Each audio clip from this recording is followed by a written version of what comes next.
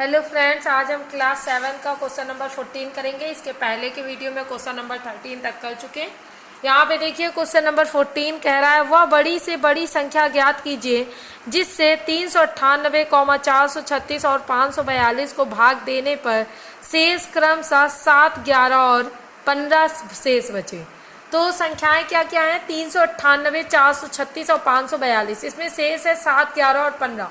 तो इन संख्याओं में हम क्रम से जो संख्या शेष बच रहे हैं उनको घटा देंगे। 398 में हमने 7 घटाया 391, 436 में हमने 11 घटा दिया, कितना बचा 425, 542 में हमने 15 घटा दिया, कितना बच गया 527, 12 में 5 गया बचा 7, 3 में 1 गया बचा 2, हो गया 527। अब हम उससे कह रहे हैं कि वह बड़ी से बड़ी संख्या ज्ञात कीजिए। जब भी बड़ी से बड़ी संख्या की बात करेगा तो हम वहां पे भाग में से क्या निकालेंगे? मासा।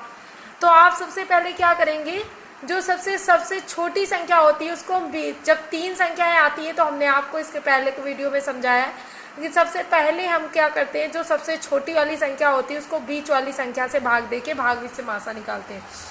तो हमने 391 को 425 से भाग से मासा निकालेंगे।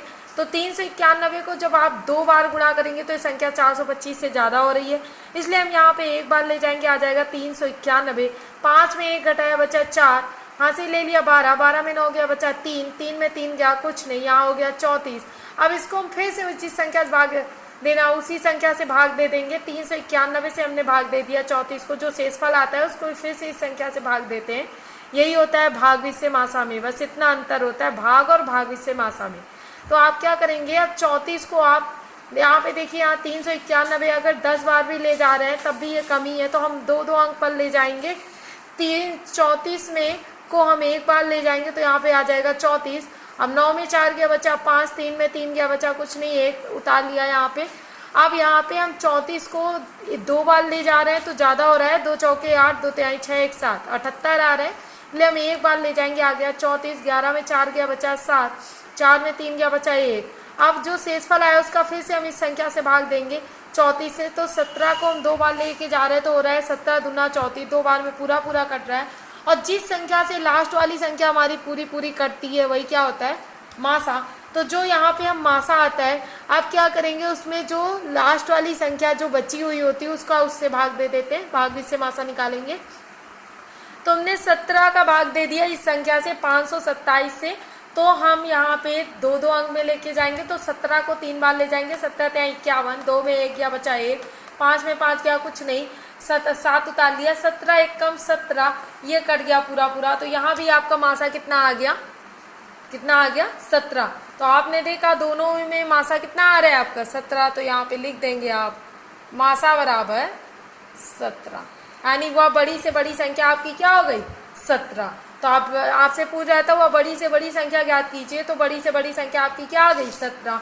अब क्वेश्चन नंबर यहाँ पे, इसके बाद क्वेश्चन नंबर 15 और 16, यानी क्वेश्चन नंबर 15 और 16 कह रहा है, 15 में कह रहा है कि निम्नलिखित पूर्णांकों को बढ़ते हुए क्रम में व्यवस्थित कीजिए। हमने आपको बढ़ता और घटता हुआ यानी आरोही अवरोही क्रम कई बार समझा चुके हैं, तो आपको ये करने हैं। क्वेश्चन नंबर 15 में कह रहा है बढ़ते हुए क्रम में लिखिए, और क्वेश्चन नंबर 16 में कह रहा है घटते हुए क्रम में लिखिए। तो ये होमवर्क है, आपको करना है। अब यहाँ पे हम क्वेश्चन नंबर 17 यहाँ पे समझा रहे हैं, कह रहा है निम्नलिखित का निरपेक्ष मान ज्ञात कीजिए। तो यहाँ पे दिया है निरपेक्ष मान आपको निकालना है। क्वेश्चन नंबर 17 का फर्स्ट पार्ट कह रहा है -307 का निरपेक्ष मान। निरपेक्ष मान क्या होता है? इसमें ये जो चिन्ह देख रहे हैं आप, ये ब्रैकेट नहीं, से मॉड बोलते हैं। क्या बोलते हैं? मॉड, या हिंदी में क्या कहेंगे? निरपेक्ष मान। इसमें हम मॉड लगा देंगे -307। इसका काम क्या होता है? इसका बस इतना काम होता है मॉड का कि इसके अंदर कोई भी संख्या चाहे माइनस में हो या प्लस में हो, जब मॉड हटेगा तो हमेशा किस में आती है? प्लस में। जैसे ये माइनस का 307 है, अब ये मॉड हटेगा तो ये हो जाएगा प्लस का 307। अब जैसे 0 का आप निरपेक्ष मान निकालेंगे तो शून्य में तो प्लस माइनस नहीं लगता, इसलिए शून्य का निरपेक्ष मान क्या हो जाएगा आपका? शून्य। आप 17 का जो भी और शेष पार्ट है, जैसे यहाँ 225, इसमें आप मॉड लगाएंगे, ये ऑलरेडी प्लस में है तो इसका तो प्लस ही रहेगा। अगर माइनस भी होता है तब भी क्या हो जाता है यहाँ पे?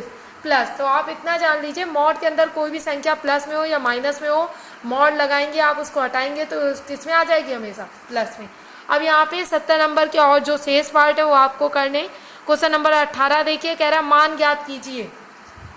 हमने यहाँ पे फर्स्ट पार्ट ले लिया है, कह रहा है 12 का स्क्वायर बराबर, तो यहाँ पे हमको इसका मान निकालना है। जो भी दिया गया है उनको बस वैसे ही हल करते जाना है। 12 की घात 2, तो जब किसी संख्या की जितनी घात होती है उसका आप उतने बार गुणा करते हैं। 12 की घात 2 है तो 12 का आपने 2 बार गुणा कर लिया। 12 गुणे 12, आप जब 12 गुणे 12 गुणा करेंगे तो कितना मिल जाएगा आपको, 144। यहाँ देखिए सेकेंड पार्ट कह रहा है -5 की घात 3। आपको पता होना चाहिए, नहीं जानते तो आप जान लीजिए कि माइनस का, अगर आप माइनस का सम बार गुणा करते हैं तो चिन्ह हमेशा क्या आता है, प्लस। और माइनस का अगर हम विषम बार गुणा करते हैं, यानी माइनस की घात अगर विषम है तो उसका चिन्ह हमेशा किसका आता है, माइनस का। आपको गुणा करने की जरूरत नहीं है क्योंकि आगे बहुत बड़े बड़े नंबर है, इनको आप गुणा नहीं कर सकते। अगर छोटी संख्या है जैसे ये, इसको तो अभी हम गुणा कर सकते हैं, minus minus plus plus minus minus, आपने समझ लिया माइनस आएगा। लेकिन अगर बड़े नंबर आएंगे तो उसमें आपको ये पता होना चाहिए कि माइनस का गुणा अगर हम सम बार करेंगे तो हमें चिन्ह प्लस का मिलता है, और माइनस का गुणा अगर विषम बार करते हैं तो हमें चिन्ह किसका मिलता है, माइनस का। तो यहाँ पे आप देख रहे हो माइनस का गुणा 3 कैसी संख्या है, विषम है, तो विषम बार कर रहे हैं तो यहाँ पे चिन्ह किसका मिल रहा है, माइनस का।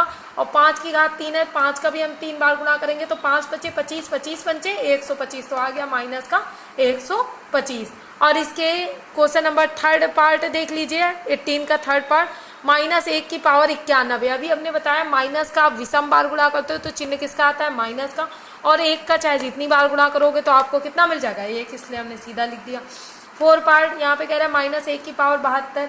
वही चीज़ है, आपको पता है 72 कैसी संख्या है, सम संख्या है, तो अगर माइनस का सम बार गुणा करेंगे तो चिन्ह किसका मिलेगा, प्लस का।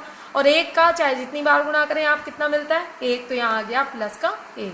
माइनस के 1 की घात हो गई 73।